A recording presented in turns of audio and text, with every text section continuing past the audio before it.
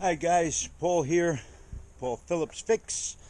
I just got done fixing a leak on my transmission. You can find the video. I'll put Impala transmission leak, common leak. Quick fix. I'm doing a filter and fluid change today. Very simple job. Anybody can do this themselves. All you need is a socket set. And a little bit of patience and an oil pan. You're going to get probably about 7 quarts, maybe a little bit more out of this. Make sure you use Dexron 6, Dexron 6. Do not put anything else other than that in the 4T65E transmission, or you will screw it up. I think there's one of the Valvoline multi-vehicle transmission fluids you can run. I think that's approved for Dexron 6, but make sure it's the multi-vehicle one. The other one they have is only approved for Dexron 3, and you don't want to run that in here.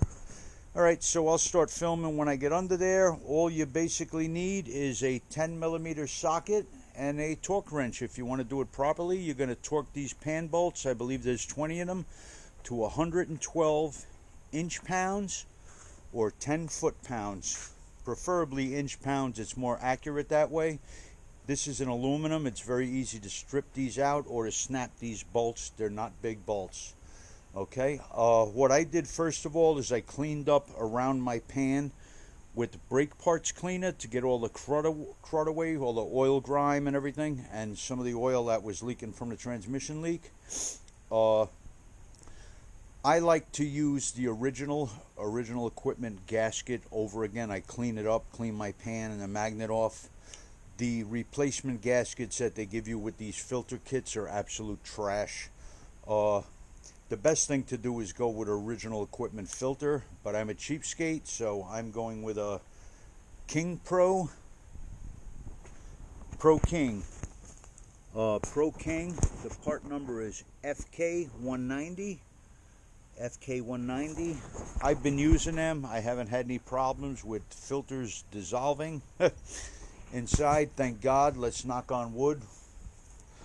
Alright, I'll turn the camera back on when I get started. One thing, I was trying to get a plug from Alex at Legit Street Cars. I don't think he's even going to do it. He hasn't responded to me, but I'm giving a plug for Legit Street Cars. If you're into Mercedes repairs, I do some Mercedes-Benz videos, so does he on his channel. It's kind of fun, so if you want, tune in there and subscribe, and tell him to give me a plug.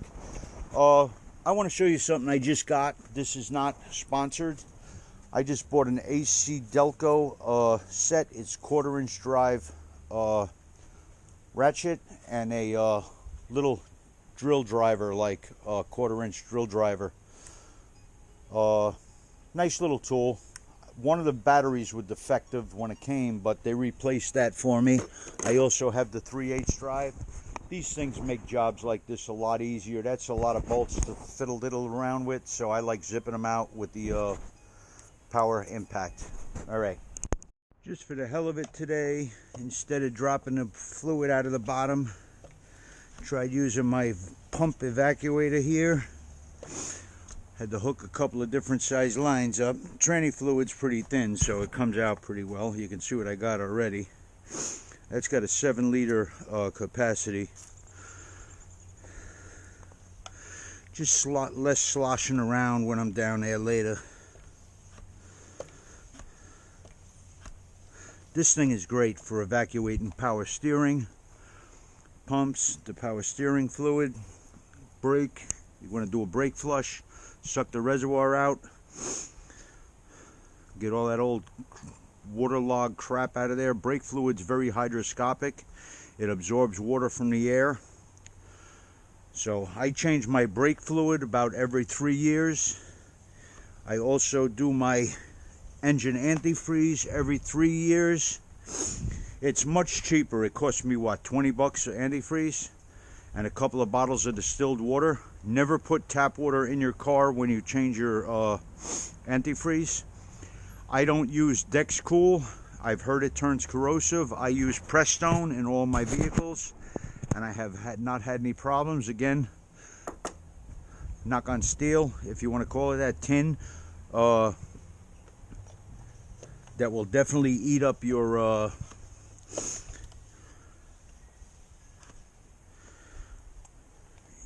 coil, your heater core. All the minerals in the water oxidize with the aluminum and other metals that are in the cooling system. So always go with tap water. I also do my differentials on my rear-wheel drive cars and the front differential on the 4MATIC. It's much cheaper to do preventive maintenance than to let these things go and have to replace transmissions, radiators. Heater cores is cheap part, but it's a labor-intensive pain in the ass. You're going to be paying somebody a few $100s to do that, probably $400 to pull your dashboard out and everything. Yeah, they say, I think they say it's around 7 liters. I always wind up getting more out of it. I still got to drop the pan, and then a little bit more will come out with the filter. So that was easy. I might have even got a little bit more if I didn't have it on the ramps, if I was level. Yeah, I like doing it that way. That's better than having it splash all over the place underneath the car.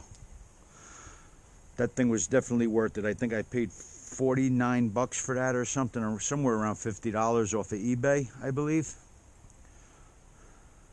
I'll see if I can put the link to that too. I'm making a lot of promises with links. I'm about a brain like a sieve. I'll probably forget it. Don't hate me if I do. I'm old. Don't pick on me. You'll see. After you hit your 50s, things start changing. Shit gets hard.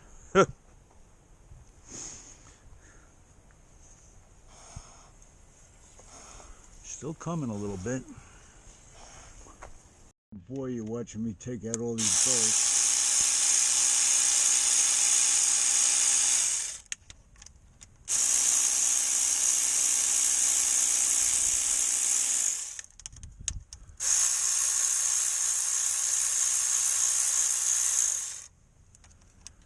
I left a couple in here until I'm ready to drop the pan all the way.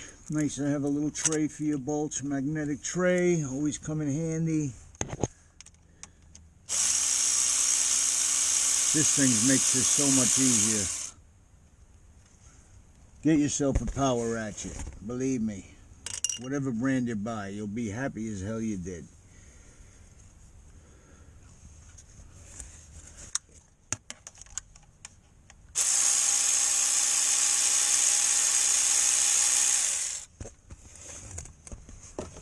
Starting to drip now. I left the bolt in here. Drop the back of the pan first. That way let the rest of that drain out. You're always going to have some left in that pan. I got a drain plug in here, but I don't want to disturb it because one time I used it and it was leaking on me. So I'm just going to leave it alone. I got to get a little crush washers for it. That's what I need.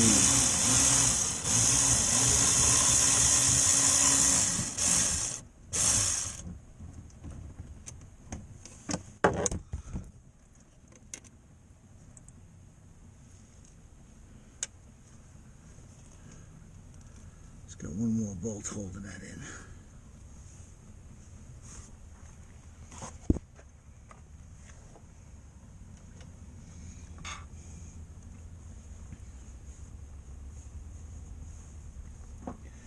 Oh, how I envy people with a lift. Oh, I wish I had a lift in a garage.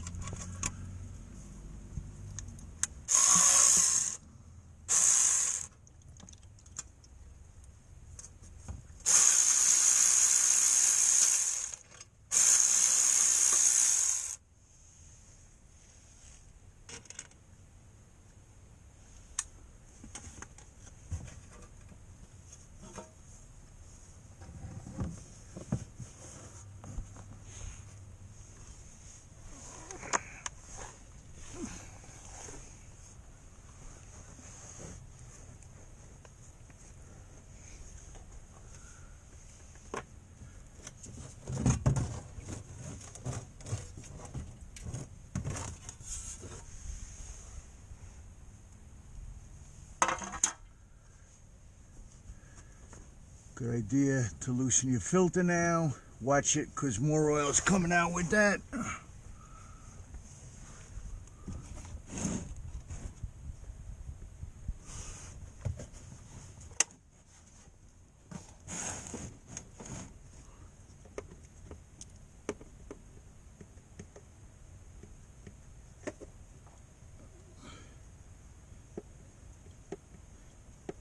Try not to get any dirt in this transmission getting around the edges. Oh, damn it, I missed the pan, of course.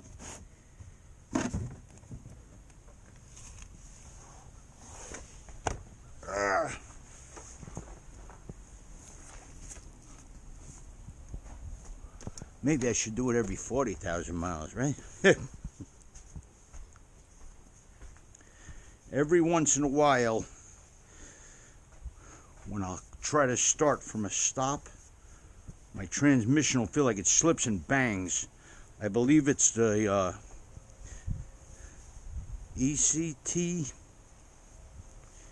EPT. It's a pressure control switch, I believe, in here. They're known to be a headache on this transmission. That's a pain in the ass to change. If it was a Mercedes, you could do it right from the pan, from the bottom. On this, you got to open the side case, which means you got to pull the whole wheel assembly off, the strut and everything to get in there. Axle's got to come out, pain in the balls. Maybe I'll do that next year and throw a new pressure control switch in here. My pan looks real good, so it doesn't look like I'm slipping, like clutches are slipping, you know? Look at how clean that is. That pan looks beautiful. Very little debris in there, no metal. I don't see any metallic particles in there at all. Nothing. You're actually going to get a flashlight and shine it on there and check.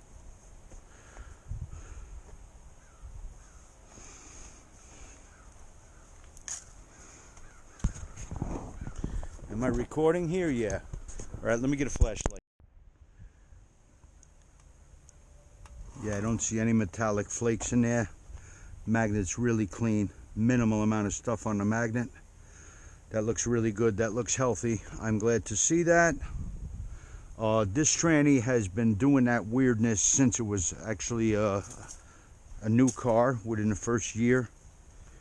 And I've always maintained it properly, actually more than recommended, more frequently than recommended, and that'll come and go. It won't do it for months, sometimes like 5-6 months, and then once in a while, bang, I'll get that bang. Just a little bit, a hard shift, delay's kicking in. I think the computer reads that it's not engaged and then turns the pressure up and boom, I think that solenoid's hanging up. But all right, I'm gonna go ahead and clean this gasket up real nice, clean the pan up. I'm gonna spray around the mating surface. First, I'm gonna wipe it down, making sure because I don't want to spray it and get it in the transmission. I'm gonna wipe the mating surface up with paper towels, lint-free paper towels, and then clean that and have all this prepped up and just throw it together. And then I guess I'm going to start off with 6 quarts, then get it off the ramps and run it, bring it up to normal operating temperature and add the fluid a little bit at a time, run it through the gears and check it in park at normal operating temperature. And that is how you do a transmission fluid and filter change on a 08 Impala. Oh wait, there's one thing I forgot to show you. Let me get something. Filter. If you're using a different brand, I'm not trusting that these are exacting on a match. So you got to get that other one out. I found sometimes if it's not in really, really tight, you can get it with a bent needle nose, getting in behind it. Other times I've had to actually use a screwdriver and kind of like chisel it out, but you got to be careful. You're dealing with soft material down here. You don't want to go chewing this up. Let me see if I can get this with the needle nose pliers.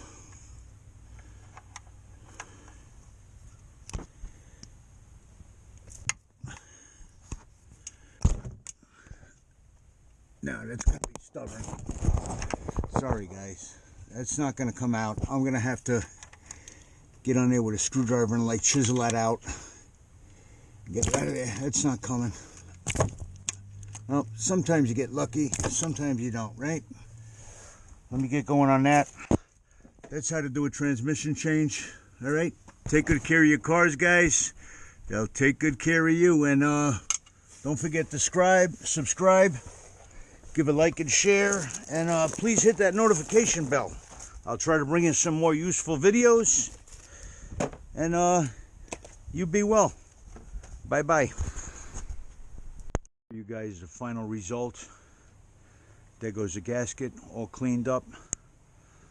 I actually cleaned it up with Dawn and a soft sponge. Make sure not to crack it. You got to lay it flat when you're wiping on it. Here's my pan. There's the inside, like brand new. Look at that. I might take this apart and put crush washers in here. I've got some other kind of material in there. I'm not thrilled with it. That's why I didn't drain it with the drain plug that I installed. Maybe I'll switch that and put copper crush washers in there. Maybe I'll better off leaving it alone, huh? It doesn't leak. I think I'm gonna leave it alone and just suck it out the way I did it. That worked pretty good. All right, that's the end. Don't forget 112 pounds, inch pounds. Don't over tighten them. You're gonna have problems.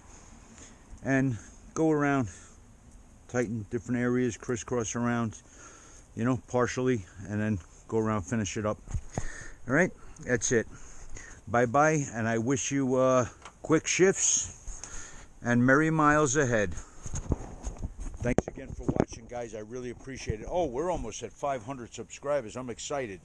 Help me get there. We're just a few away. All right, bye-bye.